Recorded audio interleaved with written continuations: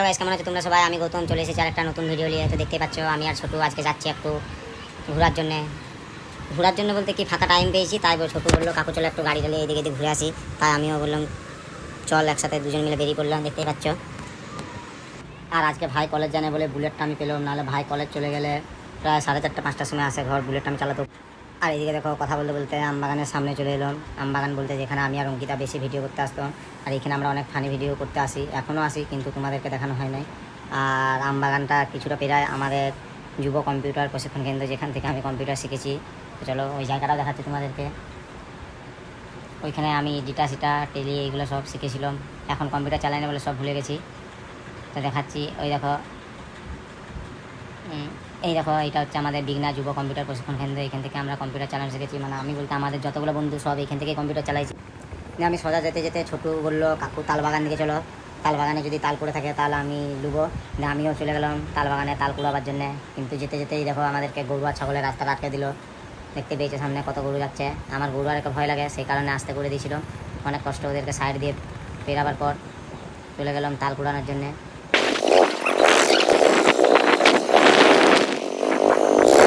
তাল বাগানের ভিতরে অনেকক্ষণ তাল খুঁজাখুঁজি করার পর ছোটো আর আমি একটাও তাল পেলাম নাই।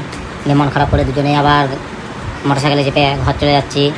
অনেক আশা নিয়ে এসেছিলাম যে তাল পাবো 2-3টা, কিন্তু এখন সবাই দেখি তাল কুড়াইলি চলে যাচ্ছে। সকাল হলেই সবাই তাল কুড়াইলি চলে যায়, আর আমরা এসেছি দুপুরবেলায়, তাই একটা তাল পেলাম নাই। তো এখন ঘর চলে যাচ্ছি। আর এদিকে দেখো ঘুরে আসতে আসতেই দমে জড়ে জল নামাই দিচ্ছে আমাদের দিকে। ভাগ্যিস একটু তাড়াতাড়ি চলে এসেছিলাম, নাহলে ছোটো আমি দুজনে জলে ভিজে যেতাম। দেখতেই পাচ্ছ কত জল পড়ছে। তো গাইস দমে জল হচ্ছে এখন আমাদের দিকে, আর বাইরেও বেরোতে পারছি না। আগে যখন আমাদের ইনভার্টার ছিল না, তখন লাইনে চলে গেলে কত অসুবিধা হতো। এখন ঠাকুরের কৃপায় ইনভার্টারে সব কিনতে পেরেছি। এখন লাইন টাইন চলে গেলো আর বুঝতে আর পারি নাই।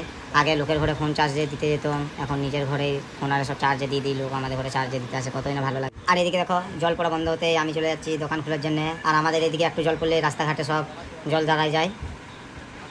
দেখো এইটা হচ্ছে কানুস্টারদের ঘর। এই যে মাটির ঘরটা আমি যে পাশে দেখতে পাচ্ছি, আমি যেটা যাচ্ছি পাশেই দেখা যাচ্ছে, এটা হচ্ছে কানুস্টারের ঘর। দোকান খুলতে যেতে ভালো লাগছে না, তাও যেতে হচ্ছে।